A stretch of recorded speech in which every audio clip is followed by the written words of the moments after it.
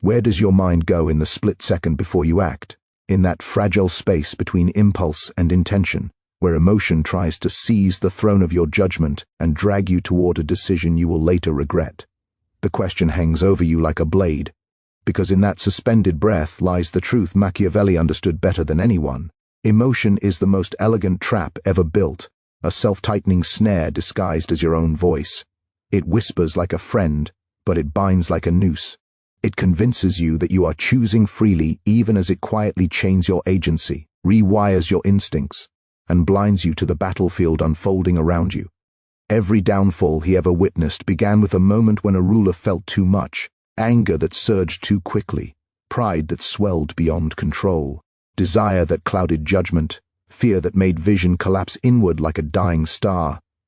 Emotion was the invisible assassin of kings, the silent thief of opportunity, the subtle saboteur that ruined alliances and toppled empires.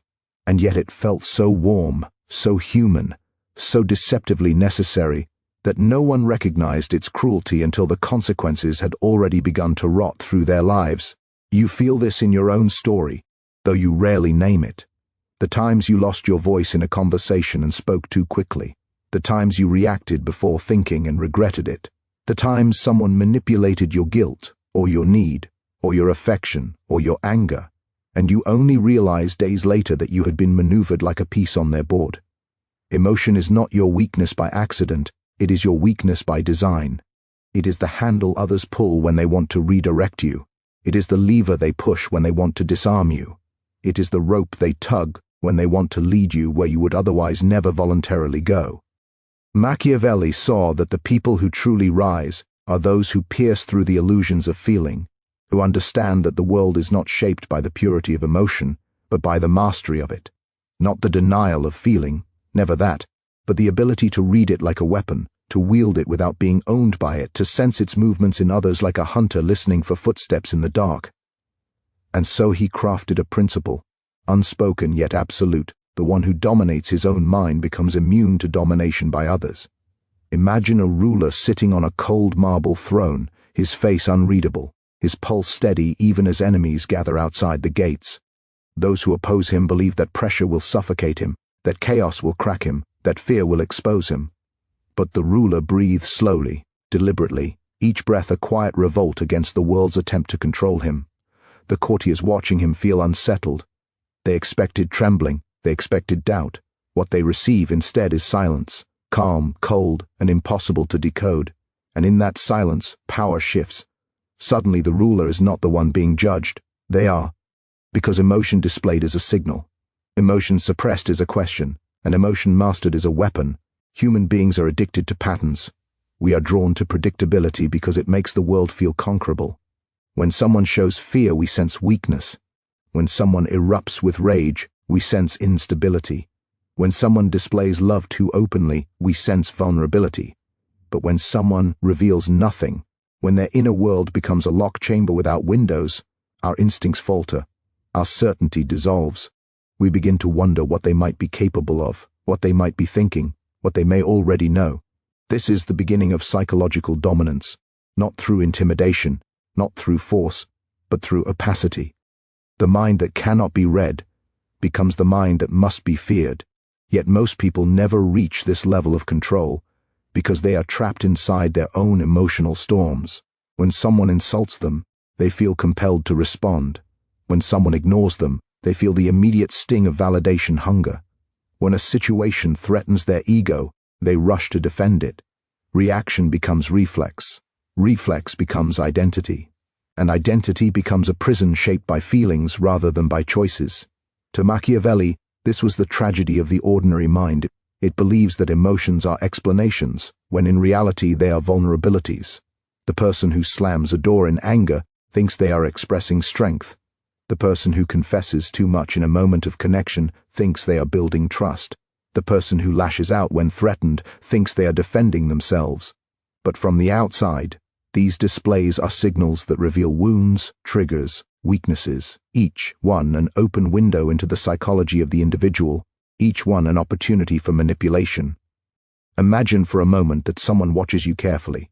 They notice the way your voice changes when you speak about a specific person. They notice the slight hesitation when you discuss a past mistake. They notice the tension in your jaw when a certain topic is mentioned. They learn your patterns. They memorize your reactions. They store your emotional tells like a thief memorizing the layout of a house. And one day, without realizing it, you give them the key. That is the risk of being emotionally open in a world where power is always shifting. You think you are merely expressing yourself, but others see the blueprint of your internal weaknesses.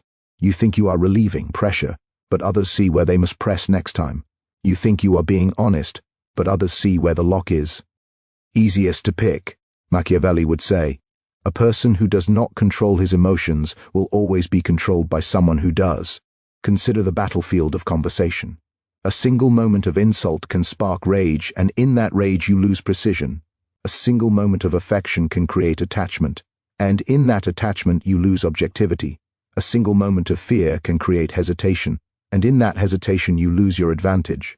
The world belongs not to the emotionally dead, but to the emotionally disciplined, the ones who can feel but not flinch, sense but not stagger, hurt but not reveal their wound. There is a reason the most dangerous individuals are the ones who appear calm in the face of chaos, not because they are cold, but because they have severed the chain that links emotion to behavior. The emotion may still exist, deep inside like a distant storm, but they do not allow its lightning to electrocute their decisions. They choose their actions, with the precision of a surgeon cutting through muscle and bone. And because they cannot be provoked, they cannot be predicted. Because they cannot be manipulated, they cannot be moved. Because they cannot be destabilized, they cannot be defeated. Think of the times someone tried to break you psychologically. Maybe they used guilt. Maybe they used anger. Maybe they used affection. Maybe they created a crisis to force a reaction, or accused you of something to trigger defensiveness, or withdrew affection to trigger insecurity. And if it worked, if even for a moment you fell into that trap, then you witnessed firsthand how emotion becomes a leash. This is why Machiavelli taught rulers never to reveal the true state of their feelings, not because vulnerability is inherently wrong, but because the world does not treat vulnerability gently. It treats it like an invitation. The person who sees you panic will ample. Ify the chaos. The person who sees you jealous will feed the insecurity. The person who sees you desperate will raise their price. The person who sees you offended will keep attacking the wound. In politics, in relationships, in negotiation, in conflict, in ambition, emotion is always the most exploited currency, and the one who governs his emotional world rules his external world. Imagine someone insults you publicly. Most people would feel their heart race, their face warm, their pride ignite. They would respond impulsively, defending their reputation, raising their voice, revealing their sensitivities. But the Machiavellian mind does not do this. The Machiavellian mind registers the insult, observes the crowd, calculates the intent, evaluates the stakes, and instead of reacting instantly, they allow silence to do the work. They allow the other person to wonder whether their strike landed or whether they misunderstood the battlefield entirely. That silence becomes the psychological equivalent of taking a step forward when the enemy expects you to step back. Emotion is predictable. Silence is not. Emotion reveals. Silence conceals. Emotion obeys external triggers. Silence obeys internal strategy. This is the distinction between the dominated and the dominant. The dominated respond to the world. The dominant respond to themselves. Think of someone you once cared for deeply, someone whose words could lift you or destroy you. Think of the power they held over your emotional landscape. That power was not mystical, it was structural. They had access to your emotional circuitry, and you had not yet learned how to defend it. They could make you doubt yourself with a single sentence. They could ruin your day with a single silence. They could control your decisions simply by adjusting the emotional pressure they applied, and you interpreted it as love or conflict or company. Connection. But in truth, it was architecture. Psychological architecture built on your lack of emotional mastery. The world is full of those architectures. Some are built intentionally, some are built accidentally, but they control you all the same.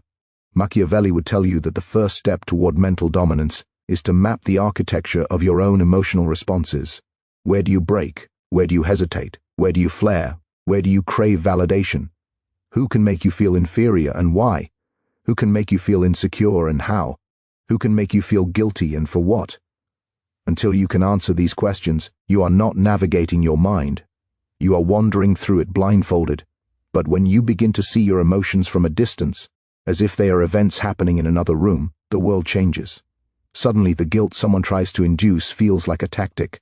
Suddenly the pressure someone applies feels like manipulation. Suddenly the criticism someone delivers feels like a projection. Suddenly the affection someone offers feels like influence. And with that shift in perception, the trap loses its power. Control is not gained by suppressing emotion. It is gained by detaching from it long enough to see the strings. This is the secret behind psychological dominance, the ability to remain conscious in moments where others go unconscious, the ability to analyze in moments where others react, the ability to choose in moments where others collapse into impulse. Imagine walking into a room where someone expects you to be angry, but instead you are calm. They expect you to defend yourself, but instead you observe. They expect you to justify yourself, but instead you ask a quiet, incisive question. Their entire strategy falls apart instantly because it was constructed around your predicted emotional reaction. When you refuse to give it to them, they lose their advantage. You have felt this before. The moment you stop reacting, the moment the power shifts, because emotional predictability is emotional vulnerability, and emotional vulnerability is strategic exposure. Think of how different your life would be if no one could trigger you. If no one could destabilize you, if no one could guilt you into compliance, if no one could lure you with validation, if no one could provoke you into self-destruction, if your internal world remained untouched by the chaos outside, this is not coldness. This is sovereignty. Emotional sovereignty is the ability to possess your mind fully, to guard its gates, to choose your internal weather rather than inherit the storms others try to impose on you. And the world bends toward people who cannot be shaken. But the path to that mastery begins here, with the willingness to question every emotional impulse, to challenge every automatic reaction, to see emotion not as identity, but as information that must be verified before it is believed. Because every feeling is trying to tell you a story, but the story is not always true. And sometimes the story was planted by someone who benefits from your belief. Emotion becomes a trap when you trust it blindly. Emotion becomes a weapon when you understand its motives, and emotion becomes dominance when you rule it, instead of letting it rule you. There comes a moment in every person's life when they realize that the greatest battles they have ever fought were not with enemies, rivals, or circumstances, but with the storms that erupted inside their own mind. You know this feeling intimately, even if you've never dared to articulate it. The restless tension beneath your decisions, the anxiety that coils around your ambitions, the sudden rush of anger that distorts your clarity, the subtle insecurity that alters your tone, the longing T bends your boundaries. These invisible forces have shaped more of your destiny than any external event, and the tragedy is that most people never acknowledge this truth. They believe they are making rational choices while their emotions move them like puppeteers pulling strings through fragile flesh. This is why Machiavelli insisted that the first domain a ruler must conquer is not their enemies or their people, but their own inner world. A person who governs nations but cannot govern their impulses is nothing more than a decorated hostage. A person who commands armies but not their reactions is merely a powerful puppet wearing a crown. And a person who seeks influence without mastering the surge of feelings within them is preparing their own downfall long before any enemy lays a hand upon them. Emotional mastery is not a virtue. It is not a moral achievement. It is a weapon. A cold, elegant weapon forged through self-awareness, discipline, and relentless internal confrontation. It is the difference between being the architect of your fate or the victim of your instincts. And nowhere is this weapon more vital than in moments when the world feels darkest, when pressure claws at your mind, when someone threatens your worth, when your ego feels cornered, when fear grips your chest, when your desires begin to distort your vision. Picture a man standing at the center of a collapsing empire. The walls around him crack with betrayal. The allies he trusted vanish like shadows. The crowds that once cheered his name now whisper his downfall. But he does not panic. He does not rage. He does not despair. Instead, he observes. He studies. He sees the emotional frenzy sweeping through everyone else, their fears, their greed, their confusion, their hunger for safety. And he uses it like a sculptor uses clay. In that moment, his calm becomes a fortress, an unbreachable citadel of tea, hot while the rest of the world is devoured by chaos. Even if he loses his throne, he does not lose himself. And because he does not lose himself, he can rebuild. Machiavelli understood something chilling. The world collapses for the emotional, but it bends for the emotionally sovereign. Think of the last time you broke down under stress, the last time you let rage dictate your words, the last time you let fear dictate your silence, the last time you allowed desire to erase your good judgment, the last time someone played with your emotions and you didn't see the manipulation until it was too late. Every one of those moments reveals the same truth. Your mind was vulnerable, exposed, unguarded, not because you lacked power, but because you lacked psychological armor. And that armor must be forged through a brutal honesty with yourself. What angers you, what frightens you, what seduces you, what humiliates you, what triggers you, what makes you desperate, what makes you attached, what makes you reckless? If you cannot answer these questions, then someone else already has the power to use them against you. Machiavelli knew that the quickest way to control a person is not to threaten them, nor to bribe them, nor to convince them, but to steer their emotions. The person who can trigger your anger owns your decisions. The person who can trigger your fear owns your caution. The person who can trigger your guilt owns your boundaries. The person who can trigger your desire owns your loyalty. The person who can trigger your jealousy owns your self-worth. This is why emotional dominance begins with the dismantling of emotional naivety, because the world will always seek the easiest way to influence you, and emotion is the easiest path. Watch how people behave when the emotional temperature rises.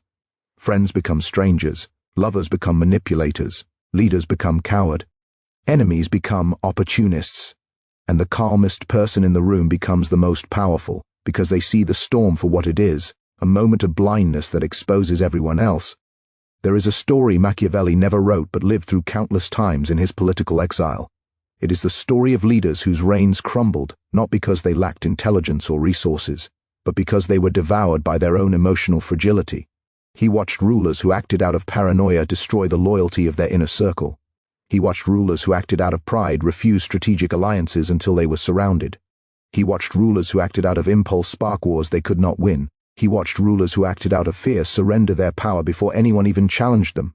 And each time he recorded the same lesson. The destruction of a leader begins in the chambers of their own heart. You see this in yourself more than you admit. The job you didn't pursue because you feared rejection.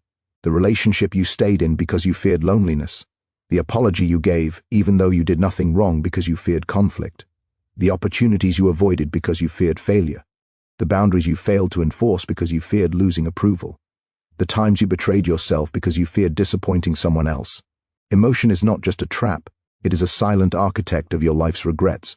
But here is the dark truth Machiavelli would whisper into your ear. You cannot eliminate emotion. You can only outsmart it. You must learn to observe your feelings with the same strategic coldness you use to analyze an opponent. When anger rises, see it not as a command but as information. Someone has trespassed upon your boundaries. When jealousy burns, see it not as inadequacy but as a signal that you value something deeply. When fear tightens your chest, see it not as weakness but as a warning that the stakes matter. When desire overwhelms your clarity, see it not as temptation but as proof of your longing. Emotion becomes dangerous only when you believe it without interrogation. This is what separates the psychologically dominant from the emotionally enslaved. The dominant feel everything, but they trust nothing without examination. The enslaved feel everything and trust everything without resistance. Imagine you are in a negotiation. The person across from you raises their voice. They lean forward. They imply that you are unreasonable. They accuse you of being difficult. They try to make you feel cornered, pressured, defensive. The strategy is simple. Make you emotional so you lose control of your position. Most people fall for it. They apologize, they soften, they concede. But the Machiavellian mind lets the noise wash over them like wind against stone. They observe the tactic. They watch the performance. They take note of the desperation behind the anger. And because they do not react emotionally, they do not lose leverage. This is why those who cannot be emotionally provoked are so terrifying. They cannot be rushed. They cannot be guilted. They cannot be flattered. They cannot be intimidated. They cannot be seduced by validation or approval. They are immune to the emotional games that manipulate the majority of people. To control your emotions is to remove the handles others use to control you. But emotional mastery is not achieved through suppression. Suppression creates pressure. Pressure creates explosions, and explosions create regrets. Emotional mastery is achieved through understanding, through the ability to watch your inner world like a strategist surveying a battlefield from above. You must learn to zoom out from your own feelings, to see patterns within yourself, to recognize that most of your emotional reactions belong not to the present moment, but to old wounds, childhood imprints, past humiliations, past betrayals, past fears. You must learn to separate who you are now from who you were when those wounds were created, because nothing makes you easier to control than unhealed emotions. To dominate your mind, you must understand your past well enough to prevent it from hijacking your present. Consider the person who overreacts to the slightest criticism. To outsiders, it seems irrational, but the reaction is not to the criticism. It is to the echo of every criticism they endured growing up. Consider the person who clings desperately to relationships even when they're toxic. The desperation is not about the present partner. It's about the fear of abandonment rooted in childhood. Consider the person who cannot trust even the most loyal companion. Their paranoia is not about today. It is about wounds that taught them trust was dangerous. These emotional ghosts dictate your life unless you confront them. Machiavelli believed that any ruler who carried old wounds into leadership was already compromised. He studied not only politics, but human psychology long before psychology had a name. He understood that unresolved fear becomes tyranny, unresolved pride becomes recklessness, unresolved insecurity becomes cruelty, unresolved longing becomes naivety. He saw it play out through the rise and fall of every leader he advised, observed, or reported on. Emotional wounds do not disappear. They disguise themselves as instincts. To dominate your emotions, you must first strip them of their disguises. Imagine sitting alone in silence, studying your own anger. Not the anger you justify externally, but the anger that lives beneath your explanations. Imagine tracing your fear back to its origin instead of drowning in it. Imagine observing your pride, not as a shield but as a fragile fortress built around old vulnerabilities. Imagine looking at your desires not as truths, but as reflections of unmet needs. This kind of self-examination is brutal. It is uncomfortable. It forces you to confront parts of yourself you pretend not to see. But it is also the beginning of freedom, because freedom does not come from denying your emotions. It comes from decoding them. It comes from understanding exactly how they rise, why they rise, and what they are trying to manipulate you into doing. When you gain that awareness, people lose their power to sway you. Arguments lose their power to provoke you. Manipulators lose their ability to influence you. Life loses its ability to destabilize you. You become a sovereign, over yourself first and then over any situation you enter. There is a moment in every self-mastered person's life when they experience the world differently. Conversations feel slower, conflicts feel clearer, manipulations feel almost visible in the air. They can sense the emotional tension in another person like a pulse under the skin. They can see which insecurity someone is hiding. They can detect what someone wants before they say it. They can feel the emotional game and choose not to play it. This is not intuition. This is not magic. This is training that begins with mastering your own emotions and ends with understanding the emotions of others. Because once you know your own mind, you can see into the mind of anyone. Imagine someone attempting to guilt you. You don't flinch. You analyze it. You watch their posture, their tone, their intention. You notice the manipulation. You see where they want to lead you. And because you can see it, you are no longer susceptible to it. This is the quiet, almost eerie power Machiavelli admired in those who ruled themselves with the same precision they ruled their states. Emotional dominance is not loud. It is silent, controlled, deliberate. It is the calm hand that places the final piece on the board while everyone else is panicking about the move they made 2 turns ago. It is the quiet voice that asks one devastating question that unmasks an entire strategy. It is the steady gaze that reveals nothing while observing everything. It is the stillness that makes others wonder whether you are stronger than they assumed, or simply more dangerous than they realized. And the truth is, you are both. You are dangerous to anyone who expects your emotions to betray you. You are strong because you refuse to be ruled by feelings that were never meant to lead. You become untouchable in a world where everyone else is reactive, impulsive, predictable. This is why Machiavelli believed that emotional mastery was the foundation of all power, because power begins in the mind long before it appears in the world, and when your mind belongs to you fully, no one else can claim a piece of it. There is a moment, subtle yet devastating, when you finally realize that the world does not respond to your intentions, your goodness, your sincerity, or your hopes. It responds to your strength, and strength, in Machiavelli's world, was never measured by physical dominance or wealth or titles. It was measured by the steadiness of your mind under pressure, by the ability to face emotional turbulence without surrendering your clarity, by the capacity to remain conscious while others crumble into instinct. This is the point where most people fail, because when the emotional temperature rises, clarity becomes a rare commodity. Fear fogs the mind, desire distorts perception, anger narrows vision, guilt weakens boundaries, validation blinds judgment, and before you know it, you've made a choice not from strategy, but from survival. Machiavelli saw this pattern everywhere. He saw it in rulers who suddenly changed policies because of flattery. He saw it in generals who abandoned plans because of panic. He saw it in citizens who betrayed loyalties because of fear. He saw it in lovers who sacrificed reason because of longing. And he understood something horrifying.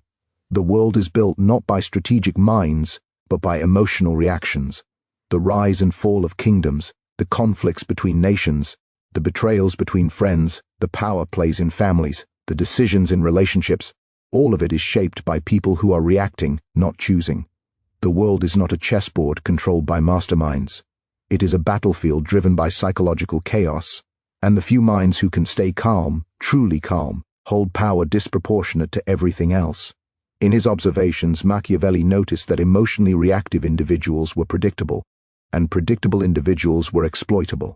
It was not difficult. If you wanted a ruler to agree to a bad treaty, you frightened him. If you wanted a nobleman to expose his secrets, you flattered him. If you wanted a soldier to charge blindly, you enraged him. If you wanted a lover to forgive, you guilted them. If you wanted a rival to make a mistake, you humiliated them. Human beings pride themselves on free will, but most decisions are nothing more than emotional reflexes disguised as logic. This is why emotional dominance is so powerful, not because it gives you control over yourself, but because it gives you control over those who have no control within themselves. Imagine walking through the world with a mind steady enough to see what others cannot. You enter a conversation and immediately sense the insecurities someone is hiding. Their tone reveals their fear, their posture reveals their envy, their smiles reveal their longing, their silence reveals their resentment, their confidence reveals their desperation, their anger reveals their vulnerability. Most people focus on what someone says, but the emotionally sovereign focus on why they said it. They listen not with ears, but with awareness. They read the emotional currents beneath every word, the psychological tensions behind every gesture. This ability is not mystical, it is earned, it is forged by the quiet practice of observing your own internal storms so you can recognize them in others. The emotionally enslaved can only see actions.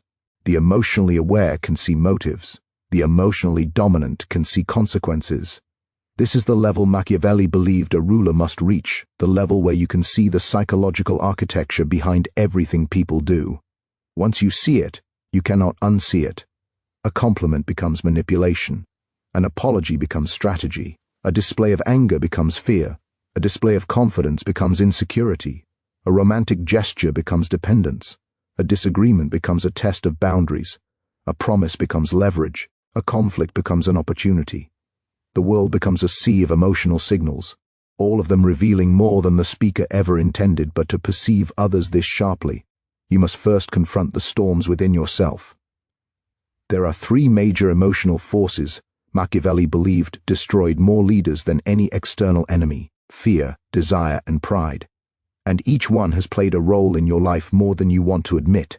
Fear is the emotion that makes you shrink, retreat, hesitate.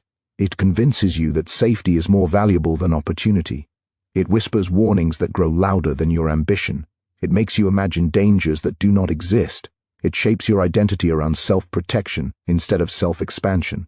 And the worst part is that fear often disguises itself as practicality, responsibility, or wisdom. But look closely. and you will see its fingerprints all over the decisions you regret, the opportunities you didn't pursue, the words you didn't say, the risks you didn't take, the boundaries you didn't defend. Fear is not your enemy. Fear is the architect of your cage. Desire is the emotion that distorts your judgment by making something look more valuable than it truly is. It blinds you with illusions of importance. It convinces you that certain people matter more than they deserve. It creates fantasies that pull you away from reality. It makes you chase things that drain you, overlook truths that would save you, and ignore warnings that would protect you. People destroy their lives, not because they don't know what is right, but because desire makes the wrong things feel irresistible. Desire is not your dream. Desire is the rope around your neck. And pride is the emotion that blinds you completely. It makes you believe your self-worth is fragile, something that must be defended, proven, demonstrated. Pride convinces you to argue when silence would hold more power. Pride makes you react to disrespect, even when restraint would bring victory. Pride makes you choose ego over outcome, validation over strategy. Pride ruins alliances, destroys opportunities, and accelerates downfalls because it tricks you into fighting the wrong battles for the wrong reasons. Pride is not your shield. Pride is your blindfold. Machiavelli saw these forces tear apart rulers who once stood invincible, men who conquered nations but could not conquer their insecurity, men who commanded thousands but could not command their anger, men who inspired loyalty but could not inspire themselves, men who held power but were controlled by lovers, advisors, enemies, or their own emotional volatility. He concluded that the world does not punish the weak. The world punishes the emotionally weak. And if you examine your own life carefully, you will see the same truth. Your greatest losses did not come from external failures. They came from emotional ones. The relationship that ended not because it was wrong, but because pride poisoned communication. The opportunities you missed, not because you lacked ability, but because fear suppressed your courage. The people who manipulated you not because they were brilliant, but because your desire made you blind. The arguments you lost not because your logic was flawed, but because your temper overshadowed your clarity. The mistakes you made not because you wanted to, but because your emotions made decisions for you before your mind could intervene. If you do not learn to govern your emotions, you will repeat these patterns again and again, each time believing it is the world's fault rather than your own internal lack of discipline. But here is the truth. Machiavelli understood that few dare to accept emotional discipline is not natural, it is built, and it is built in the moments where your emotions try hardest to control you. When someone disrespects you, your anger surges. This is where discipline is forged. When someone withdraws affection, your insecurity rises. This is where discipline is forged. When someone praises you excessively, your pride inflates. This is where discipline is forged. When someone begins to pull away, your fear of loss awakens. This is where discipline is forged. When someone validates you, your craving for approval ignites. This is where discipline is forged. Your emotions reveal your weaknesses. Your discipline transforms them into strength. Imagine a scenario. You receive a message that triggers you. Maybe it's a disrespectful comment. Maybe it's a silence that stings. Maybe it's a tone that implies something you don't like. Your instinct is immediate. You feel the impulse to respond, to defend yourself, to clarify, to attack, to explain. But the Machiavellian mind does not allow emotion to choose the response. The Machiavellian mind pauses, observes, examines.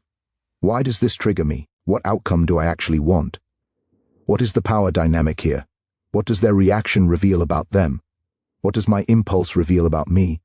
This pause is the difference between psychological slavery and psychological dominance. When you act without thinking, your emotions are the commander and you are the foot soldier. When you pause, you become the commander and your emotions become the advisors. And an advisor has influence, but not authority. If you knew how many traps you could avoid simply by pausing, you would treat silence like gold.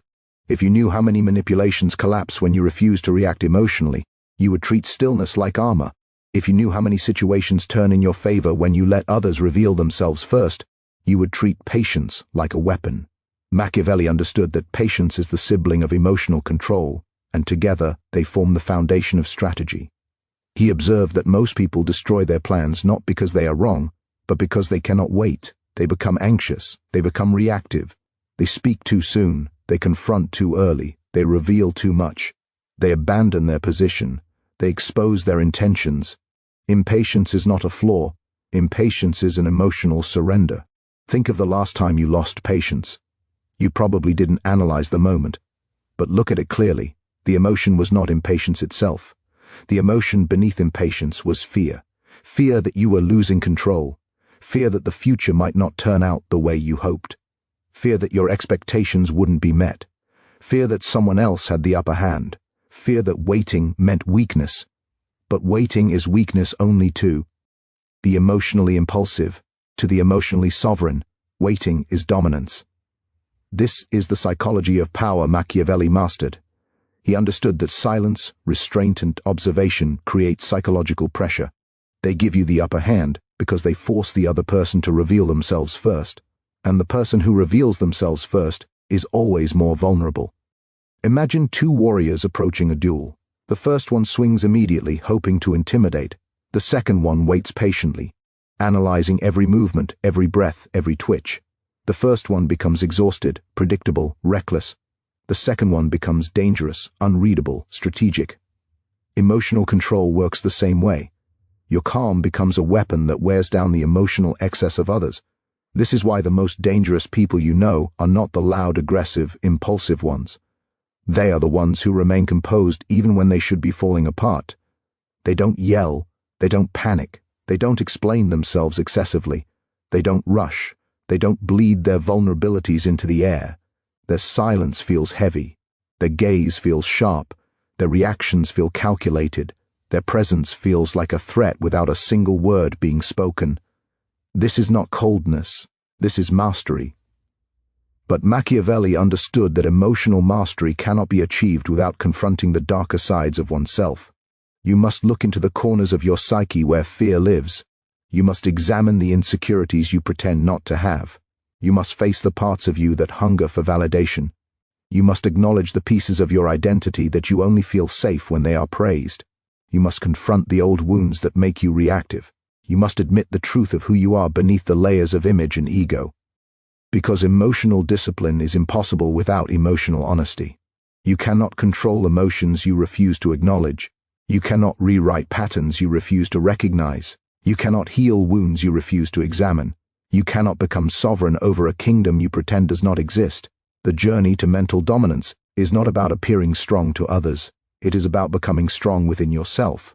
It is about building an internal world stable enough that external chaos cannot destabilize it. It is about developing a mind so grounded, so aware, so disciplined, that no one can enter it without your permission. When you reach this level of mastery, you become someone others instinctively respect, not because you demand it, but because they can feel your center. They can feel the steadiness in your voice. They can feel the clarity in your presence. They can feel the lack of emotional leakage. They can feel the absence of desperation, fear, neediness, impulsiveness. Your energy becomes heavy, grounded, vast. They cannot categorize you.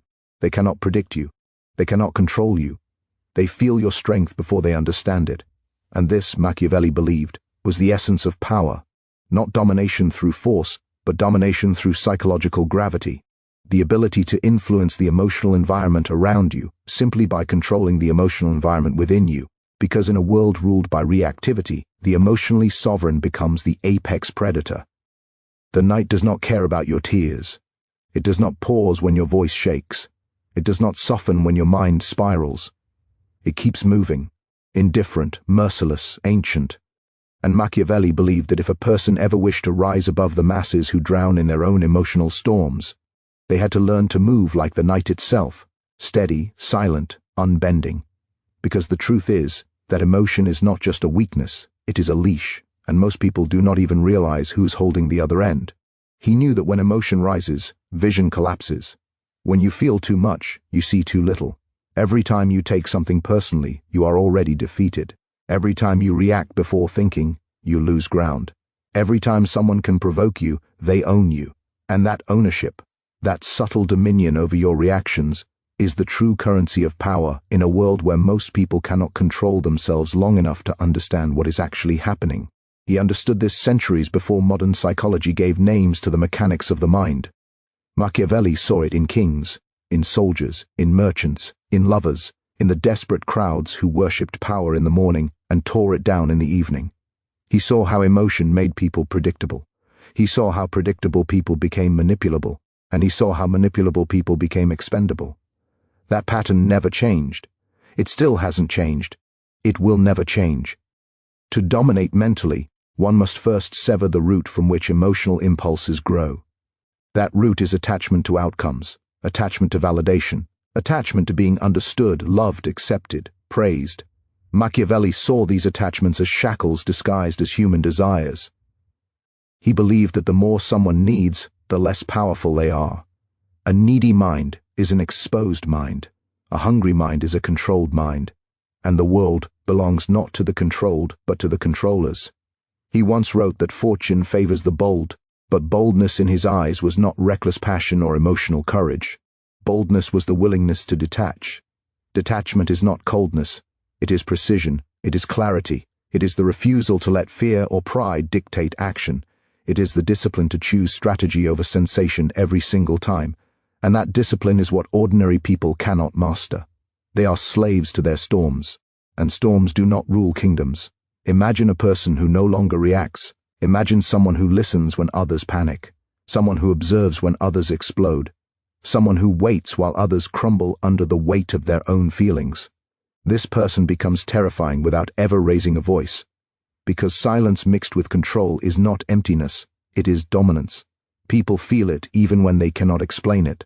They sense the shift in power. They recognize the imbalance. A man who cannot be provoked is a man who cannot be controlled. Machiavelli believed that the world is not run by the strongest or the smartest, but by those who feel the least at the moments when emotion destroys others.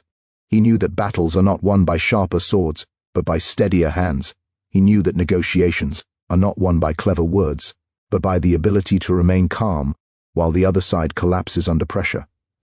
He knew that relationships are not controlled through romance, but through restraint, because people trust the ones who do not waver. They cling to the ones who remain unshaken. They submit to the ones they cannot emotionally destabilize. This is why emotional discipline is not just a personal skill. It is a weapon, a shield, a throne, and the path to that discipline is brutal, because it requires the destruction of old habits that have shaped your entire life. You were raised to believe that expressing emotions is a sign of honesty, that vulnerability is purity, that reacting quickly is passion, that feeling intensely makes you alive. But Machiavelli would tell you that nothing makes you more easily dominated than that exact conditioning.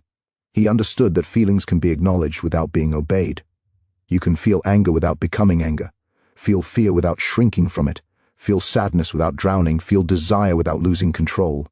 The true strength is not the absence of emotion, but the refusal to bow to it. And yet, most people do bow, eagerly, almost proudly. They let their emotions define them, direct them, and destroy them. And still, they call this destruction authenticity. Machiavelli saw authenticity differently. To him, authenticity was acting in alignment with your strategic purpose, not your emotional impulses. He believed that true authenticity is clarity of intention. Emotion muddies that clarity. It fogs your internal landscape. It creates illusions that feel real enough to follow, but false enough to ruin you. And when you chase illusions, you lose the ability to shape outcomes. You become the shaped, not the shaper. But a person who controls their internal state becomes untouchable. Not invincible, untouchable. Because invincibility is a myth, but mental untouchability is not. It is a learned skill, a deliberate practice. Discipline forged through discomfort. And discomfort is the price of all power. People want strength without sacrifice. They want dominance without discipline. They want clarity without cutting away the parts of them that blur their vision. But Machiavelli believed that human transformation is violent, not physically but psychologically. You must tear out emotional dependencies by their roots if you wish to rule your mind instead of being ruled by it. Most people never attempt this. They would rather suffer familiar chaos than enter the unknown terrain of control. That is why their lives remain predictable. They chase approval, then resent those who grant it. They seek love, then collapse when it is taken away. They express anger, then regret the fallout. They say too much, then wonder why others use their words against them. They trust too quickly, then bleed for it, all because they believe the lie that impulse is truth. Machiavelli knew that impulse is the enemy of power. Impulse is easy to predict, impulse is easy to provoke, impulse is easy to exploit, and the world is full of people who live by impulse. They are easy to control, they always have been, they always will be. But when you step outside this cycle, when you learn to pause, to observe, to analyze, to detach, you become something else entirely. You become the outlier in a world driven by emotional reaction. He believed that the person who can delay reaction gains power over those who cannot. Reaction is weakness. Calculation is strength. Most people only discover this truth after they have already paid a heavy price for ignoring it. They learn it when they lose relationships, opportunities, status, or self-respect. They learn it when they regret the things they said in anger or the choices they made in fear. Emotion will always offer you the fastest decision, but never the best one. And when the world senses that you operate differently, it changes around you. People treat you differently when you do not flinch. They respect you differently when you do not rush. They fear you differently when you do not reveal your inner storms. Power shifts quietly, almost invisibly, to the person who maintains internal order in a world addicted to internal chaos. Machiavelli believed that the most feared person is not the loudest, but the calmest, not the strongest, but the most controlled, the one who acts with intention, not emotion. People think dominance is aggression. They think it is intimidation, force, superiority. But true dominance is mental stillness in moments that break others. It is the ability to see the board when others see only their fears. It is the capacity to think clearly when the world demands that you lose your composure. That is what separates leaders from followers, rulers from the ruled, the powerful from the powerless. Machiavelli knew that the person who masters emotion masters perception, and the one who masters perception controls outcomes. When you regulate your own emotional state, you change how others behave around you. Their tone shifts, their body language shifts, their respect shifts, their willingness to challenge you decreases because they cannot find the emotional levers they search for.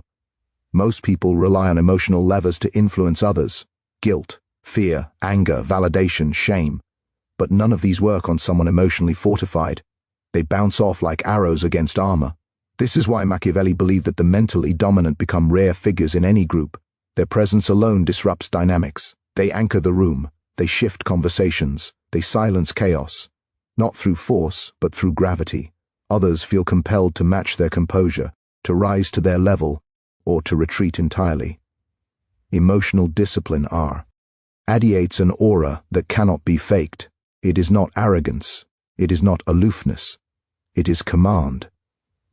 And once you develop this internal command, people will test you in subtle ways. They will try to provoke you, challenge you, unsettle you. Not maliciously, but instinctively. Humans test boundaries to identify who is dominant and who is submissive. They do it unconsciously. They do it automatically. They do it constantly. If your emotions control you, they will observe it. And once they see your weakness, they will use it. Not out of cruelty, but out of psychological instinct. Emotional instinct is hierarchy in disguise. But when you refuse to break under pressure, when you refuse to be drawn into emotional warfare, something shifts. People sense it. They adjust. They adapt. They concede. Because provoking someone who cannot be provoked becomes exhausting. Manipulating someone who cannot be manipulated becomes pointless. Controlling someone who controls themselves becomes impossible. And this impossibility is the essence of Machiavellian mental dominance. He believed that a person who controls emotion controls identity, and a person who controls identity controls destiny. The more you discipline your inner world, the more influence you gain over the outer world. Emotion is a trap only for those who believe it must be obeyed. But those who learn to sit with it without reacting discover a truth that few people ever understand. Emotion is not the enemy. Reactivity is. Emotion is natural. Reactivity is optional. Emotion is human. Reactivity is a habit. Emotion is information. Reactivity is submission. And Machiavelli believed that submission, internal or external, is death for anyone who seeks power. This is why mental dominance begins with one transformation, the shift from reacting to choosing. Every moment you choose rather than react, you reclaim a piece of yourself. Piece by piece, choice by choice, You build a mind that cannot be bent by circumstance or controlled by others. That kind of mind becomes a force, and the world, whether it admits it or not, bows to force. This is the lesson Machiavelli left behind. The world is not controlled by the emotional, but by the disciplined. And the path to that discipline begins when you stop letting your emotions make your decisions for you, and start using them as tools, signals, data. Because the moment you stop being controlled by your inner storms is the moment you become capable of controlling the world around you. The world does not reward emotional purity. It rewards those who understand the mechanics behind emotion and wield it with calculated restraint. Machiavelli understood that if emotion is a trap, then the one who learns to set the trap becomes the quiet ruler of any environment. By the time most people recognize they've stepped into an emotional snare, the damage has already been done. Their credibility collapses, their influence evaporates, their stability fractures in front of the very people whose respect they desperately seek. And in that moment of psychological exposure, the person who kept their composure becomes the architect of the room. Machiavelli believed that emotional traps were the most efficient weapons of domination because they didn't require armies, threats, or public displays of force. They required only the ability to understand what strings people naturally tie to themselves. Every person carries attachments like hidden wires, and when those wires are pulled, they react automatically. One person ties their identity to being admired, another ties it to being feared, another ties it to being needed, another ties it to being right. These attachments form the internal circuitry that controls their behavior. They do not see it, but everyone around them does. Machiavelli saw this clearly in the courts of Florence. He could predict betrayal by observing who took offense too easily. He could predict loyalty by analyzing who sought validation. He could predict rebellion by studying who felt overlooked. Emotion was never random. It was always patterned. And those who understood the pattern controlled the flow of power. He believed that the easiest way to dominate someone was not by overpowering them, but by letting them overpower themselves. Emotional traps achieve exactly that. The weaker mind collapses under the weight of its own impulses, while the stronger mind remains firm and observant. Machiavelli understood that the true strategist does not fight battles. They engineer them.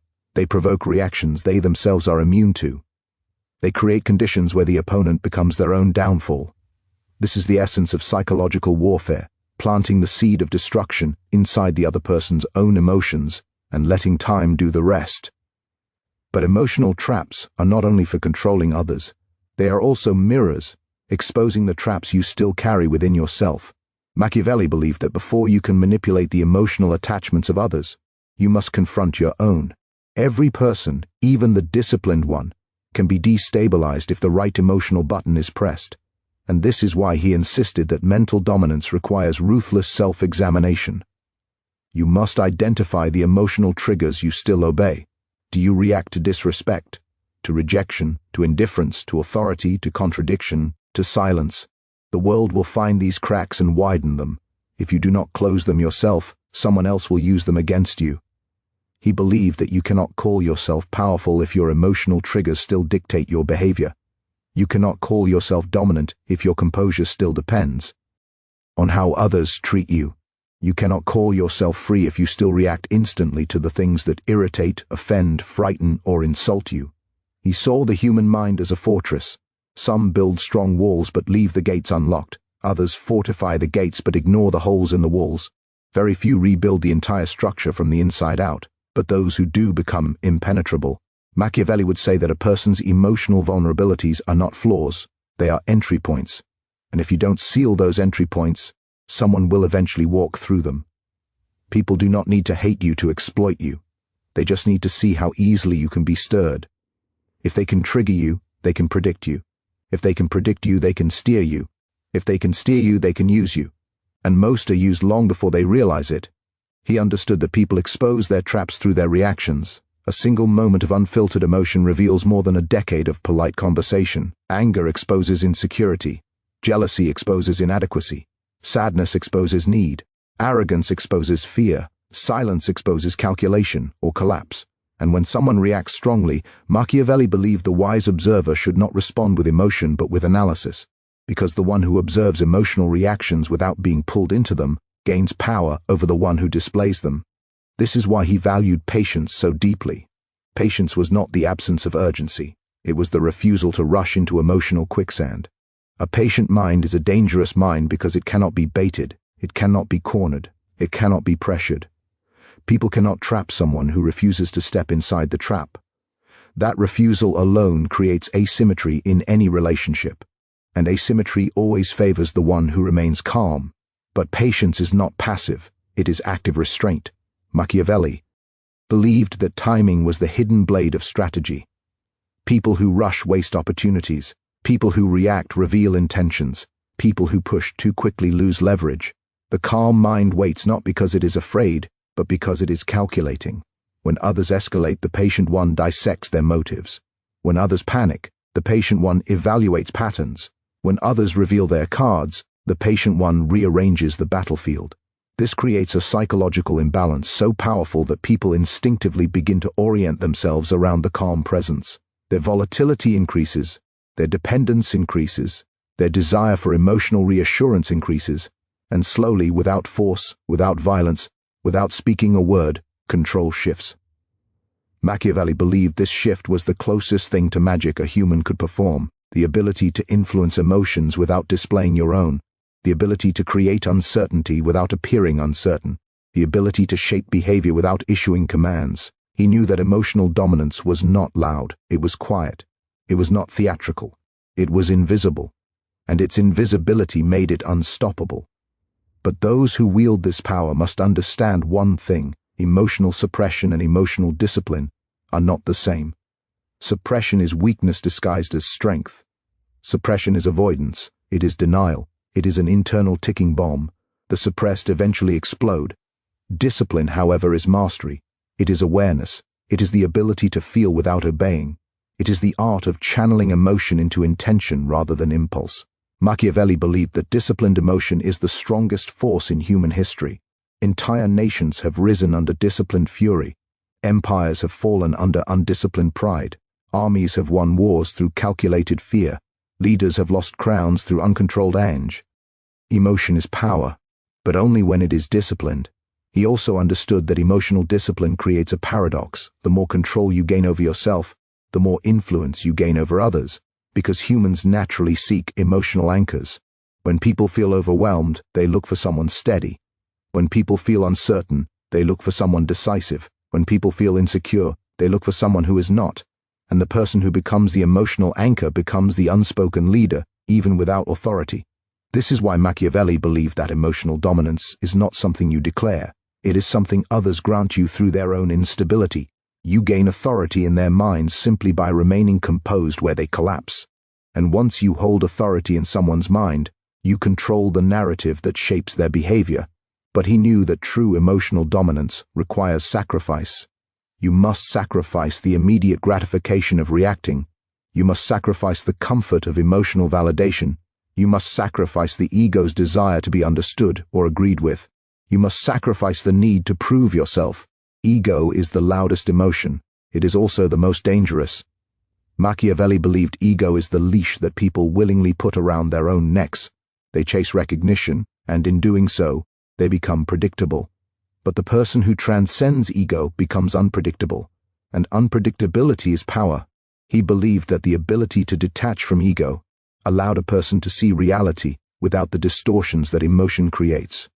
And once you see reality clearly, you can shape it in ways that emotionally driven people cannot. The calm mind becomes the architect of outcomes. The reactive mind becomes the victim of them.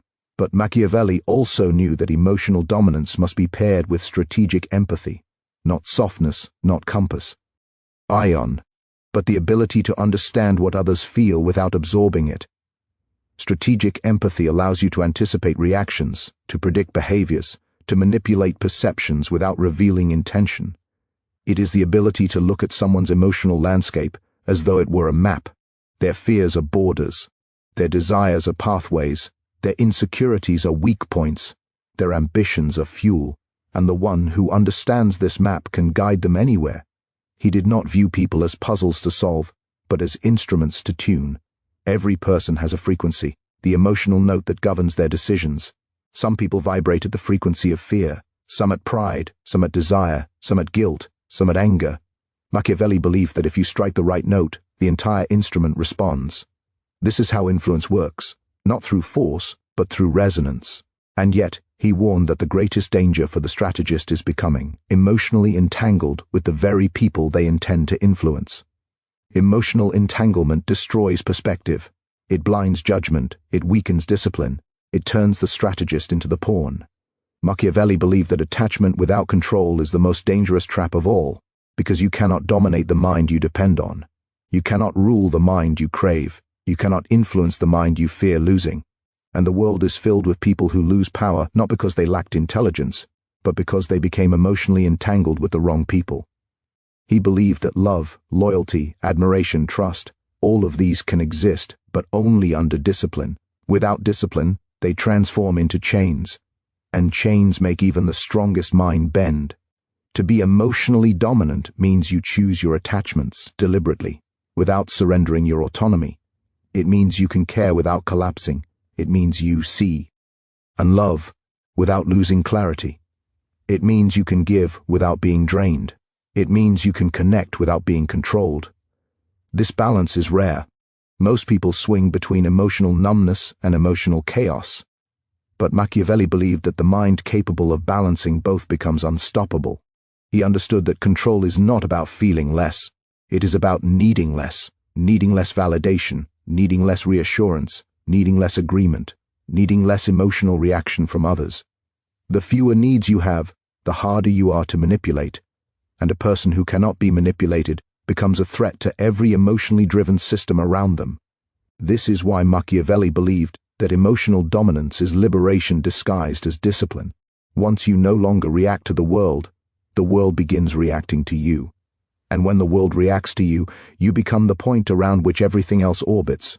You become the axis, the center, the unseen force shaping outcomes while others struggle to keep their balance. The ones who learn this rule rise in silence. The ones who ignore it fall loudly. The mind that conquers emotion does not simply gain clarity. It gains something far more dangerous, far more consequential, far more feared. The ability to move through the world untouched by the storms that destroy other people from the inside. Machiavelli believed that this was the final evolution of a human being.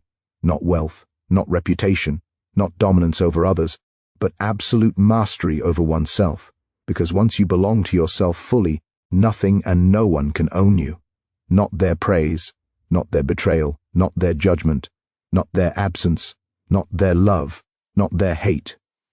You become a sovereign state, fortified, deliberate, inviolable, and that sovereignty radiates in ways that alter the landscape of every room you enter.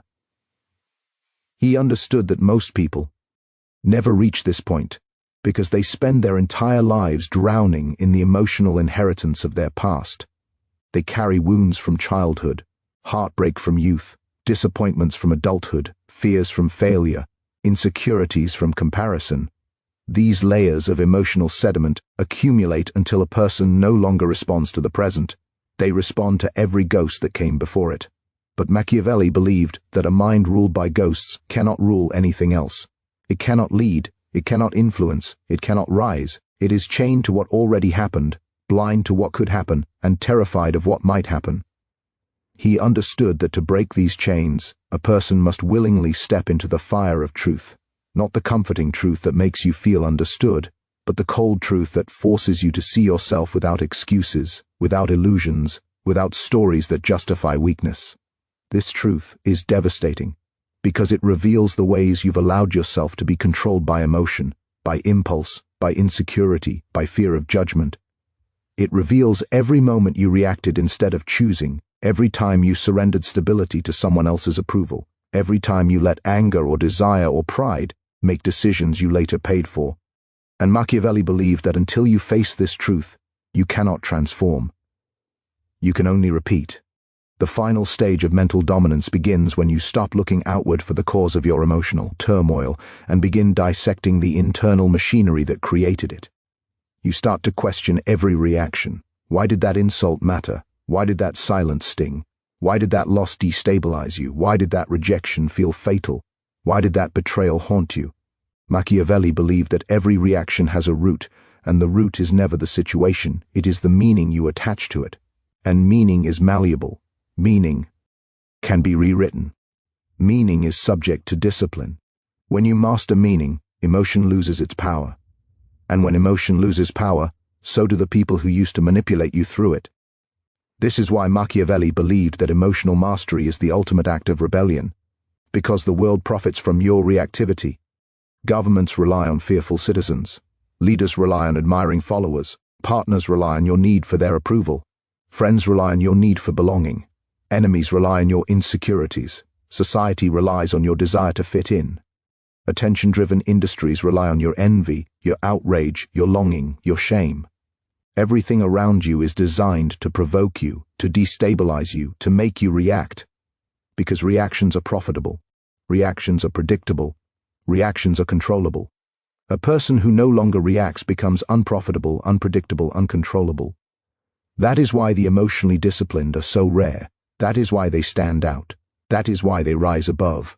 They refuse to play the game the world expects them to play.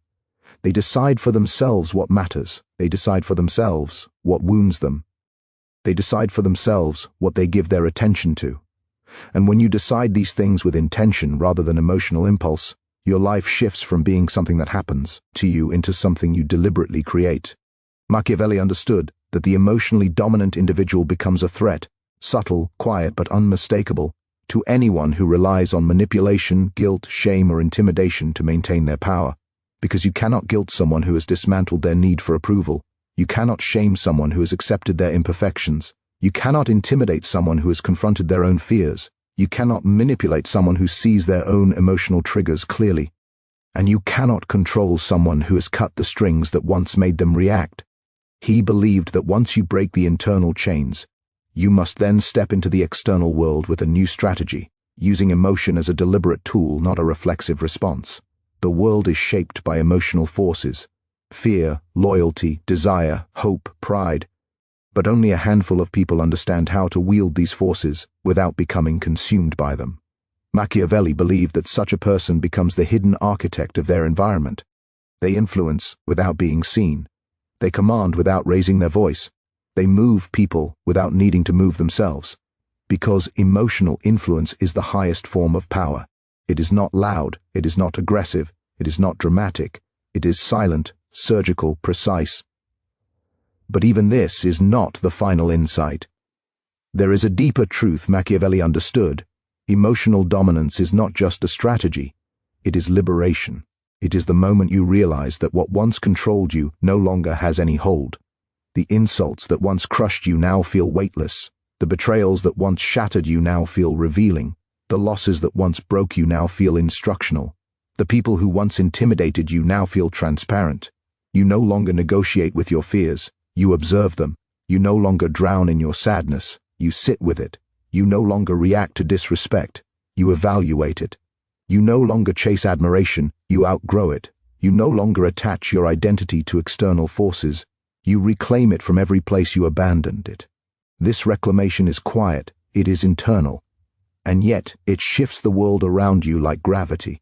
People begin to treat you differently without knowing why. They feel they cannot control you. They feel they cannot sway you. They feel they cannot access you in the ways they access everyone else. Some respect this instantly. Some fear it deeply. Some resent it quietly. But all feel it, because a person with emotional control emits a psychological presence that cannot be faked, replicated, or manipulated. The presence of someone who cannot be moved. Machiavelli believed that this presence is what separates rulers from subjects, leaders from followers, strategists from victims. Not titles, not strength, not intelligence, presence. The kind of presence that says, I do not fear your judgment. I do not crave your approval. I do not need your validation. I do not break when you withdraw affection. I do not panic when you threaten abandonment. I do not crumble when you withhold attention. I do not lose myself because you disapprove. My mind belongs to me, not to you. People feel this. They adjust to this. They submit to this. This is the final form of mental dominance. But Machiavelli also knew that power without purpose becomes corruption. So he believed that once you achieve emotional mastery, you must decide who you will become with that power. Will you use your stability to manipulate others? Or will you use your stability to liberate yourself from a life dictated by emotional chaos? Will you become the strategist who pulls strings, or the sovereign mind who needs no strings at all? He understood the danger of emotional power. Once you realize how easily the world can be influenced through sentiment, you may be tempted to dominate for the sake of dominance. But true dominance, to Machiavelli, was never about controlling others. It was about becoming ungovernable from within. Because a person who governs themselves can navigate any world, any system, any conflict, any betrayal, any battlefield of the human heart without losing their center. You become the storm they cannot predict, the silence they cannot decipher, the presence they cannot shake, the force they cannot absorb, the mind they cannot influence. But the final truth Machiavelli left the world is the one people fear the most. Emotional mastery demands responsibility. Once you see the internal mechanisms clearly, you can never pretend to be blind again. Once you gain power over your reactions, you can never claim helplessness again. Once you understand the structure of your mind, you can no longer blame the world for the way you move through it. The moment you become sovereign, you lose the luxury of excuses. And this responsibility, more than anything else, is what separates those who rise from those who remain trapped. Because it is easier to practice emotional chaos than emotional discipline. It is easier to complain than to change, easier to react than to reflect, easier to blame than to confront, easier to obey your impulses than to master them. But Machiavelli believed that greatness is never born from ease. It is born from deliberate discomfort, ruthless introspection, and relentless self-command. And now the choice stands before you. Will you continue living as a prisoner of your own emotions, predictable, reactive, easily steered by the world around you? Or will you rise into the quiet, dangerous, unbreakable power of emotional sovereignty? The world will not stop provoking you. People will not stop testing you. Circumstances will not stop challenging you. But inside you exists a force that can turn every storm into strategy, every insult into information, every fear into fuel, every wound into wisdom, every loss into direction. You must choose whether to live chained or to live conscious. Whether to be emotionally manipulated or emotionally masterful, whether to obey your impulses or to command them. The world belongs to those who possess themselves fully. And now, as everything in your life comes into sharper focus, as the fog of emotional chaos begins to lift, you stand at the threshold of the mind Machiavelli believed only the rarest individuals would ever reach. So step into your power, step into your discipline, step into your sovereignty. And from this moment forward, let no emotion rule you, let no provoker steer you, let no manipulator access you, let no weakness define you. Become the ruler of your inner world, because once you command your mind, the world itself becomes commandable. Now rise, take control of your emotions, and seize the life that only the mentally dominant will ever claim.